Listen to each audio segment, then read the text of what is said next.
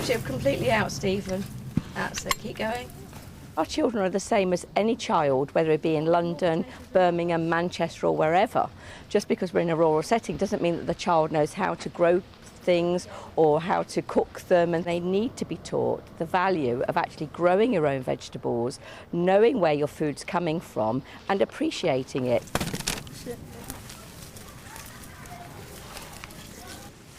It started only about a year ago when we decided that it was time to put in a growing area. So we didn't actually know where to put this growing area. There was a patch of ground on the playground and we thought, well, go some parents one weekend, we just dug it over.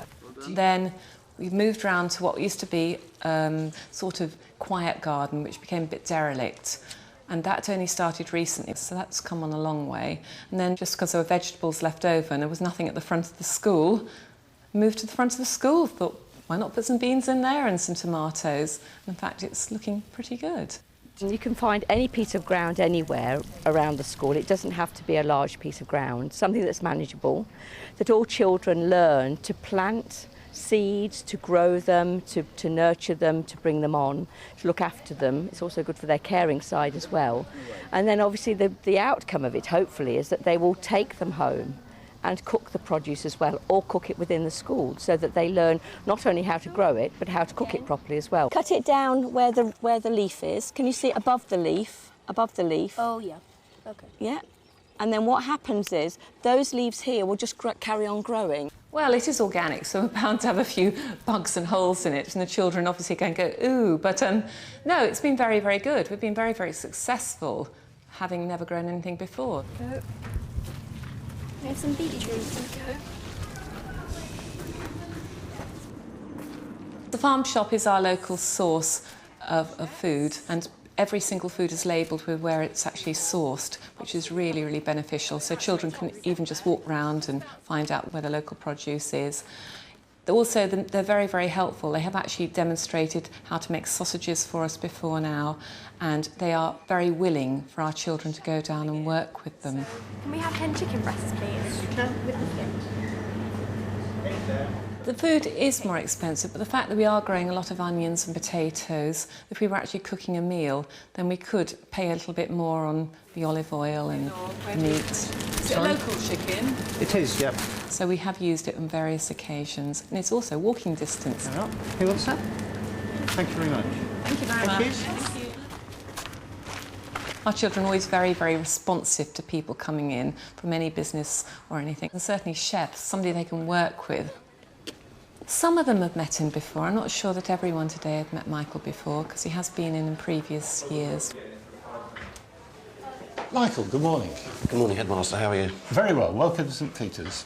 You're going to be doing some cooking with the children? Yes, it should be an enjoyable day with the pupils cooking and having a look at what they're actually growing in the garden. Well, it's their own food. They've been producing it. Good morning, Year 8. Good morning, Miss Beckford. Now, this morning we've got our chef, Michael Coker, who's come to work with you. And we've going to give him a challenge with some of the wonderful ingredients on this table here. A lot of you have grown this and you've picked it this morning, been out and dug it and you've cut the herbs, and some of us have already been up to the farm shop this morning to supplement it with some chicken and some other ingredients that we've bought. So, may I introduce you to our chef? Good morning, everyone. Good morning, Chef. Right. At this time of year, I knew I was going to get potatoes, onions, and I love beetroot, and I knew beetroot would, well, I was hoping beetroot would be there.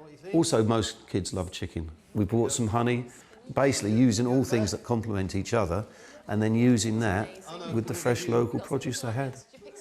So I'm going to take some beetroot, some carrots, some courgettes, and we've got some really nice potatoes here. So these are new season potatoes. And we've got some herbs here. We're going to put some of the rosemary in with the root vegetables, and we're going to finish it off with a little bit of organic honey. The group are a very mixed group of children. Some of them have more skills than others. Quite a few of them actually volunteer and do MasterChef within school. So they are fairly confident. They're not all as confident, but they do enjoy cooking, and I think that's part of the battle. They actually love cooking.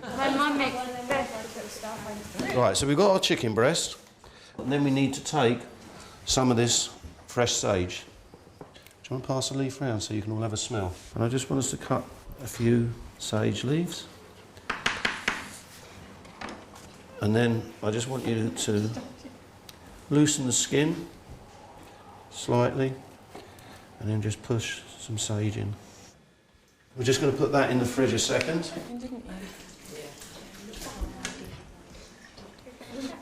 And now we're going to think about our vegetables. Take them to the sink and give them all a good scrub. And then we're going to keep all our trimmings and we're going to compost them. And then I want you just to prep your vegetables, your carrots, your new potatoes, your beetroot, your courgette, your tomatoes cut in half, a little bit of crushed garlic and the rosemary. Once you've all got there, then I'll demonstrate again how you're going to cook it. OK, no cross-contamination. Meat goes on one board, vegetables on another board. Thank you. They've got garlic each of them. Perfect, yes, not too small, nice and chunky, that'd be lovely. That's it, bridge claw. That's a good one.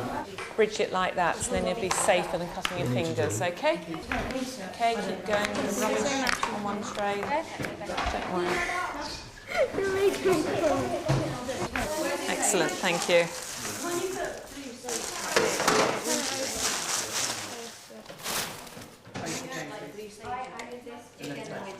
Have you got sage?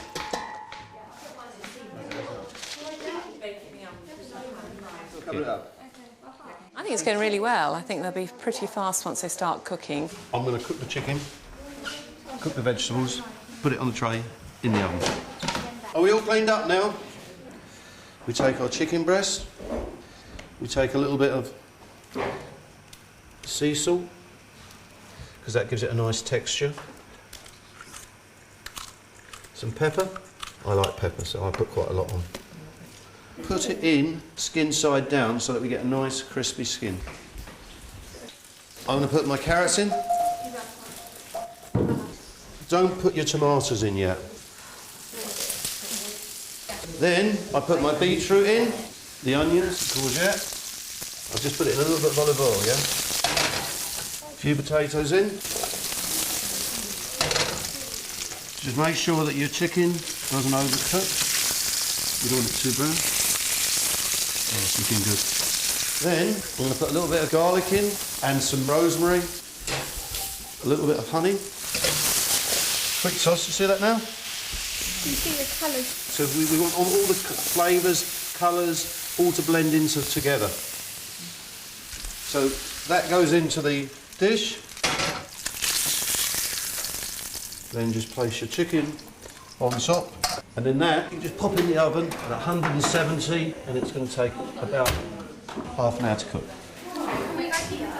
Guys, take some of that salt off. We don't want it salty.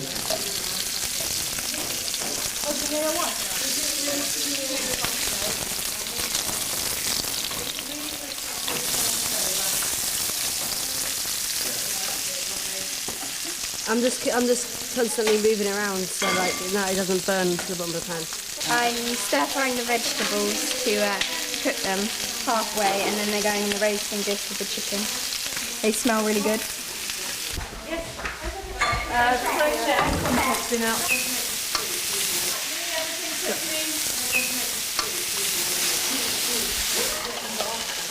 Out it comes. Do you think that looks nice? Yeah, yeah. Good. Who's got the honey? Well done, that's looking good, isn't it? Okay, right, in the oven.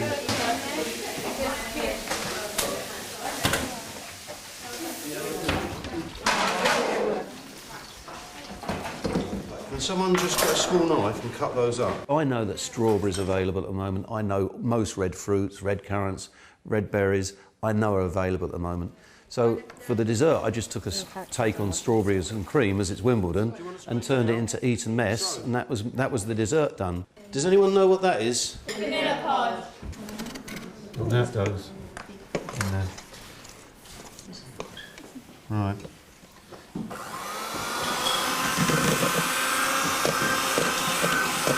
So that's the cream whipped. Okay, Lizzie, we're going to rub it up. It's right at the bottom. Right, now I've got some strawberries and raspberries. In they go.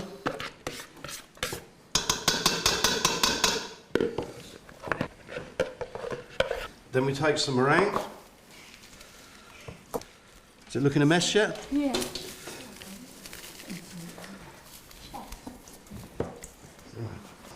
Right. A bit of strawberry on top. And a few berries around.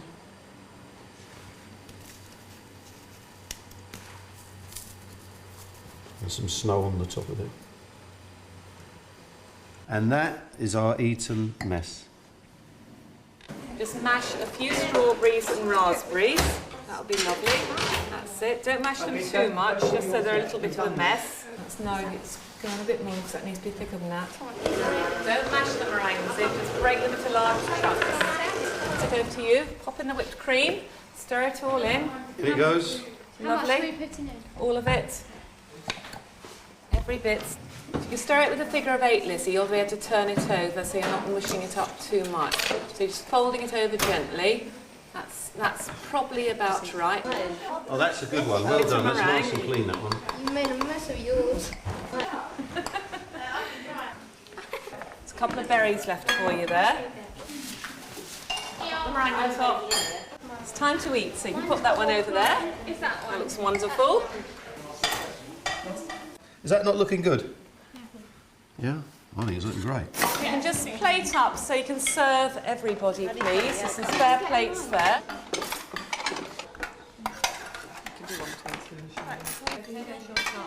Right, here we go. A little bit of spinach. Sharing yours with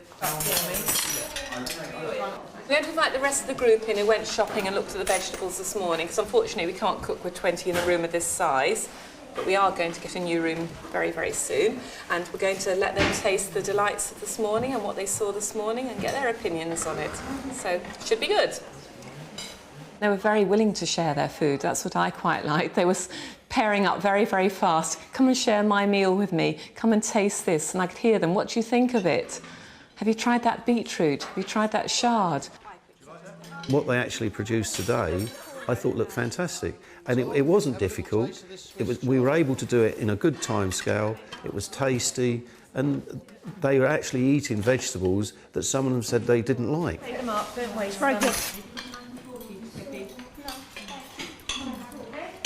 That's really nice. You like that, Jim? When I leave this school today, something I take away with me will be that the young person actually ate something that he didn't like before.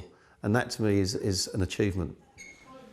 When I first started teaching, I was called a cookery teacher, which is quite low market compared with the academic subjects, quite down the scale. I think it's rather nice after all these years. It's just becoming much more high profile. I'm hoping that new food room, high profile teachers, new cooks in school, and we no longer mind being called cookery teachers.